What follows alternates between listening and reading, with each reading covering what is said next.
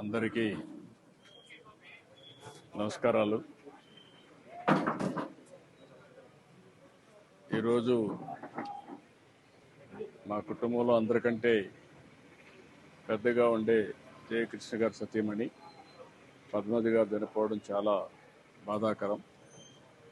ఇది కుటుంబానికే చాలా తీరని లోటు.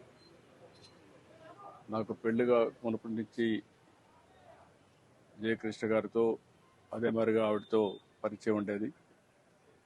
మా పెళ్లి విషయంలో కూడా వీరే పెద్దగా ఉండి కూడా అన్నీ చూసుకున్నారు.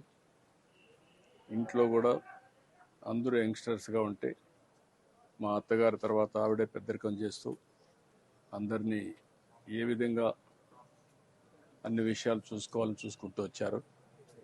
అలాంటి ఒక విధంగా చెప్పాలంటే అందరికీ ఏ ఏ అవసరాలున్నా కానీ కుటుంబానంతా కూడా కలుపుకుంటూ ముందుకు పోయారు.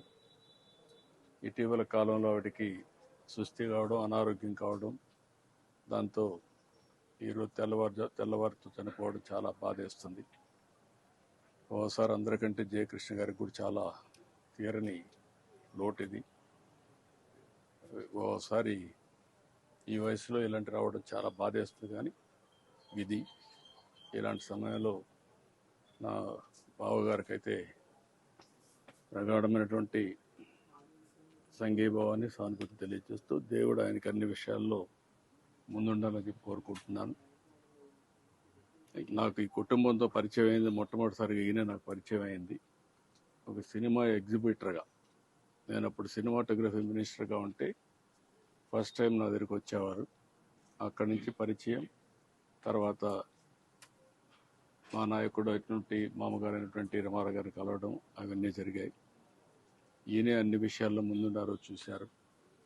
అలాంటి వ్యక్తికి ఈరోజు రావడం చాలా బాధేస్తుంది. ఏదేమైనా మేమందరం అండగా ఉంటాం. ధైర్యంగా ఉంటాడు. ధైర్యంగా ఉండి ముందుకు పోతాం. ఇది ఎవరూ తీర్చలేని లోటు. చాలా